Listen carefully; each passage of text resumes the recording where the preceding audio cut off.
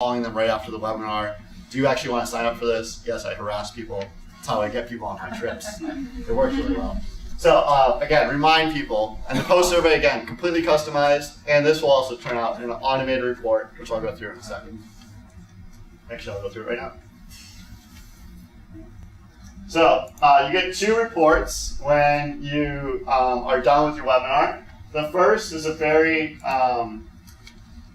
basic report, gives you very hard stats. So you'll see on your screen that it gives you the title, how many people actually registered, how many clicked your registration link, and then how many attendees you had. So it gives you an attendance rate. It gives you what the average attention rate was. Now you'll see 50%. We were talking about arches being more than 90s or 100. That's because they take it every 10 minutes. And if they start 10 minutes before the webinar and also calculate the last 10 to 20 minutes of your webinar and then actually the 10 minutes after your webinar, that number doesn't really work too well. So I usually ignore that number and go by. This is what it spits out for you, but in the back end on the technical side, I watch that percentage fluctuate over the course of the webinar. Right. So what I usually pay attention to is what have we gotten a good poll response rate? If we haven't been getting, I need to make a more interesting poll. And how many people have actually responded to our survey. So again, you can also see that in this one we averaged 30 questions for the webinar. 30 people actually asked us questions during the webinar, which can get a little overwhelming, but it's good to have a lot of questions because that's the whole point of having a webinar. So the more intense and kind of informative report is the attendee report. I usually look at this within a couple hours of the webinar. This gives me everything from the registration info and all the responses they had on the registration page to what they asked during the webinar to what they put on the post survey. So I have a breadth of information on these people, and I can immediately follow up with all those people, like I said, that showed a really high interest rate in actually booking on this trip. And I email them or I call them, and I get, within a couple days, and I say, thank you for attending the webinar. Do you actually want to go on our trip? And then also I can see who didn't attend. I have all their emails. I put it right into an email, and I give them the link to our recorded webinar, which I'll go through in a minute. So it's really great. You got this all automated. You don't have to really do any work. GoTo just gives it to you right after you're done. All right. So those are the 2 basic reports that you get. All right. So what has this done for our travel program? Well, we've actually seen an increase of 1,000 hits per trip during the 30 days before and the 30 days after. So usually in that 60-day scheme, we'll probably get 150 to 200 people to visit the trip page. We've had 1,000. Yellowstone actually had almost 2,000 web visits in that 60-day period. So again, not everybody has to participate in the webinar because you're actually driving them through whatever trip page or whatever page you want to drive them through to get to that registration. The other thing, as I mentioned, recording. Katie can tell you a funny story about this, but you have to remember to hit the start recording button. Otherwise, it doesn't record. And it kind of defeats the purpose because then you don't have to record a webinar. So the thing to keep in mind with recording is that you must use the GoToWebinar phone line. So they'll provide you a phone number that everybody can call into, and they record the audio and the visual, and they output it into a media file, which you have to do some manipulation to. And then we can just post it to our YouTube and post that link onto our website. And we send that link out, like I said, to everybody that's either attended or not attended, so they can share it with whoever they want. Karen? Where's the data stored? The data in terms of all those emails and all that information? Just in an Excel spreadsheet, and that's stored on the GoToWebinar website. So you go in and you download the Excel spreadsheet from GoToWebinar, and then you do whatever you want with that information. And for us, what we do with that information is because all of our people exist in Team Approach, the database for the organization, it doesn't auto-sync anything, but we create resources, uploads for that so that we can track those sorts of things just as we would normally track when we send out a brochure or when we send an email or when we send anything. So we're tracking it in Team Approach as well. Yeah, and just to kind of change a little bit what Katie said, not everybody's in Team Approach. It's great because we're actually making our list more robust. So we used to have only 1,000 people that we could email. Our list has really grown, and I think we're at like 3,000 or 4,000 direct emails that we can hit up for any given trip.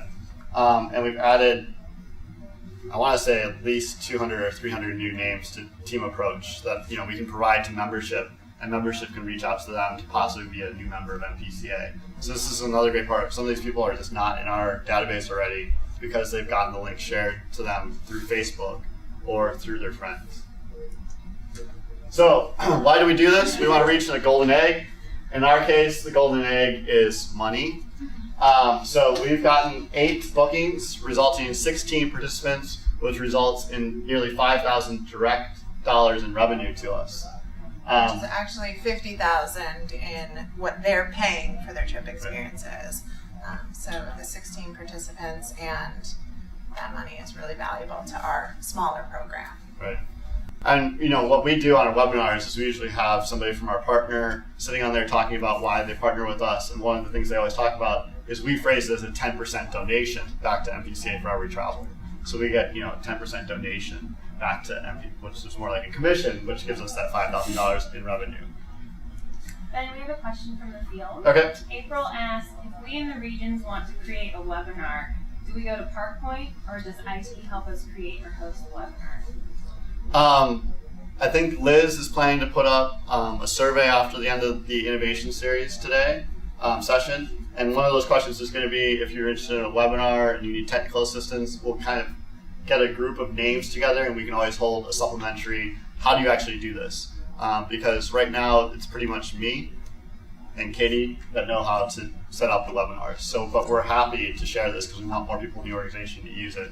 So again, those names I think will be kind of accumulated from the survey that Liz is going to give out to everybody at the end of the session. So the big question for us is, obviously this is, as Liz was mentioning, only one tool in your arsenal of visual tools. For us, we've identified, it's a really important tool. With those 4 trips, it's really gotten at 25% of our participants between the 4 trips. And for us, we continue doing anything that shows 20%. So obviously it's more than that, and this is something we'll continue to do until we see it not be successful anymore, or maybe it'll keep being successful forever. Yeah. And so, I think this tool, along with a lot of the other tools that, Liz mentioned a little bit in her initial presentation, can really be used organization-wide. It's a great way to take your presentations to the next level. You no longer just have visuals. You have a way to bring in guest speakers. You have a way to engage people during the session, and you have a way to accumulate a lot of info on these people. So I think this can be used, in a breadth of presentations that we do, anything from CPM to CPR to government affairs, talking about the budget process, to development, trying to reach out to our donors in a more successful way. So I think we're going to talk a lot more about that during the brainstorming session. But we'll take any real initial questions right now, and then I think we're going to jump into the brainstorming session. So does anybody have questions in the room or on the field? How did you guys decide to use GoToWebinar as the platform? Did you guys explore any other programs? We looked at Adobe Connect as well.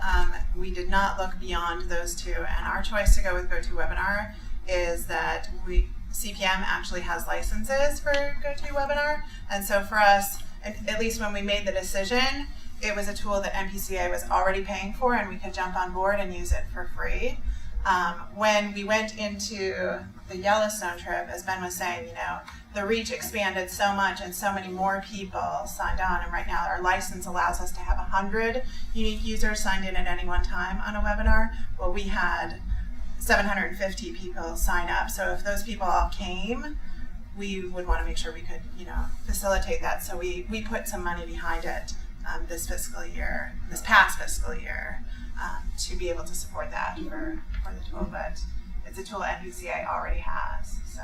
And the license that we had to invest a little more money actually expired at the end of April, and CPM was deciding if they wanted to go more in the direction of Adobe Connect versus GoToWebinar, and they decided to go more in the direction of Adobe Connect. So they used to have 3 licenses. We're down to 1. So we share that with CPM, and we use it when we can. Basically, I reserve space really, really early. Because CPM does a lot of innovative things that they need their webinar space for. I think it's just figuring out, if you're deciding, do we want to do a webinar for something, it's deciding what features are important to you.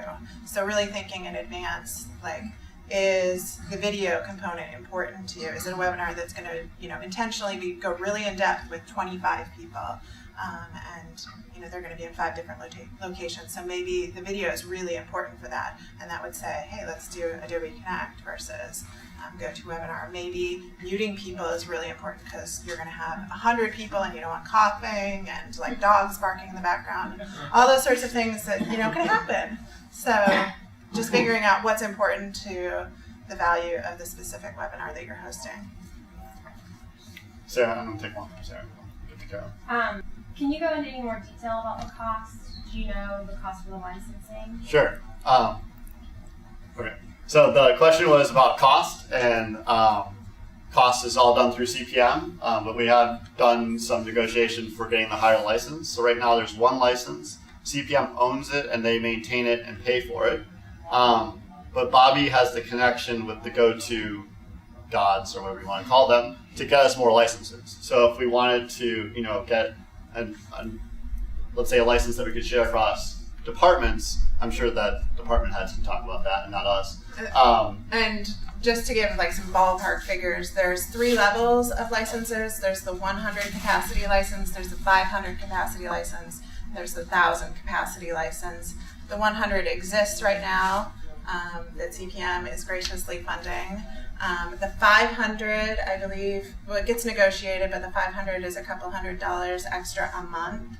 The 1,000, I believe that Bobby negotiated with them to get for $300 or $400 extra dollars a month, and you have to do it for the rest of your term as well. So we had to offset that cost by contributing for 3 months' time at $4 something or something like that. So it was $1,200 from our budget to invest for that increased capacity up until April.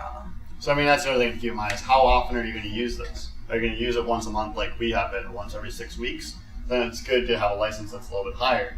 If you think, I'm only going to throw out maybe 2 or 3 webinars during the year, probably, you may only need the lower level.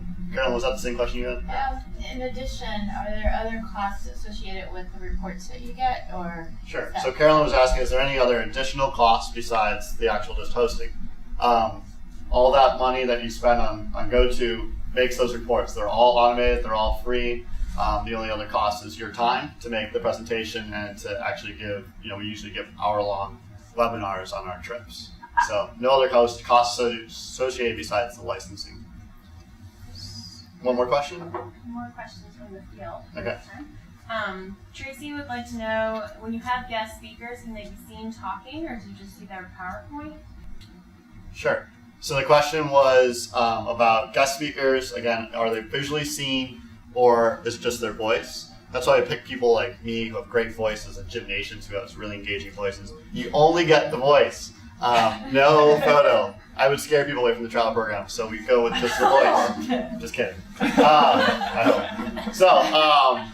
So yes, they can only be heard, and you just watch the presentation. In this case, we had a picture of Jim Nations up there. We have thought about that, I think, talked about it, but we've never actually put a face along with the voice in terms of the guest speakers. So it would be a standard photo and not a video stream in terms of seeing that person. Sasha. So if you have multiple speakers and some of them happen to be in another location, you can share their desktop also. You can Correct. switch, right? Correct. Yeah, so right now, the question from Sasha was, if somebody's out in the field and they're presenting, can they share their screen? So right now, actually, Sarah's in control of the platform, and she's given me permission to share my screen. And we can do that, with how many other panelists you have. So again, there's the organizer who's basically doing the technical side. You have panelists, which in the case of Adobe Connect are presenters, and then you have participants who can just view it. Okay, not all the answers. You're doing a great job. Okay. I have another question from the field. All right. Can you talk about the upfront prep time needed to create a webinar, and how long it took you to create the travel webinars? So this question is about upfront prep time, and it would be totally appropriate that I would answer because I do almost nothing. Ben, on the other I'm just going to take a seat on this one. does all the preparation, so he can really answer. So the question was, how much upfront time do I invest in making one of these? So generally, our webinars are somewhere between 20 to 22 slides. About 5 of them are usually introducing people to the webinar and our partner and what Parkscapes is. The